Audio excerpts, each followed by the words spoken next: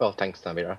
I think the market kind of, like what you said, underplayed this development, especially since the deal has been renewed twice for the past few months. However, if this deal is not extended, I think that will affect food security and food prices on a negative way, in the sense that grains and oilseed price will go up, and certain countries will not have access to these grains and oilseed. So just to put a reference to this, I think so far from July last year to April this year, Ukraine has managed to export around 29 million tons of grains and foodstuff through this Black Sea grain deal.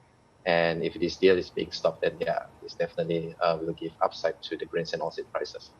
Maybe the market underplays or is undercovering this issue primarily because they think this is a Ukraine issue and more a Simya issue, if you know what I mean. It's more about Eastern Europe and Ukraine rather than having repercussions for the rest of the world. Well, I think in the short term, the market also thinks that we will have enough, for example, corn and then soybeans, which on the back of record harvest in Brazil. However, no doubt that they are waiting for the development. I think market is really going to be volatile. I know the price has coming down in the past few days. But as we move closer to the expiry date, I think, yeah, market will start will become very, very volatile, I would think. At this point, like you said, even though Russia has not agreed to extend, but I think most market participants has basically calculating that the deal will be extended.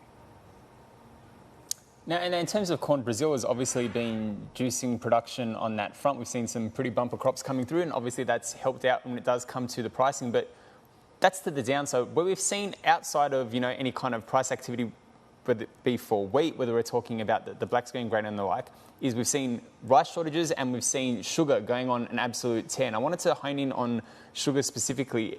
What's behind the drive that we have seen in the sugar price? Because this has, some pretty significant inflation implications should it continue at elevated levels.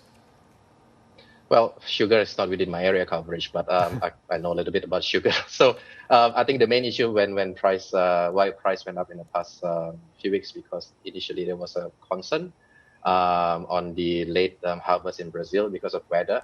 However, now harvesting of sugarcane has started. And also we have seen in the past few weeks, they are worried about the heat wave in Thailand that could affect their sugarcane production.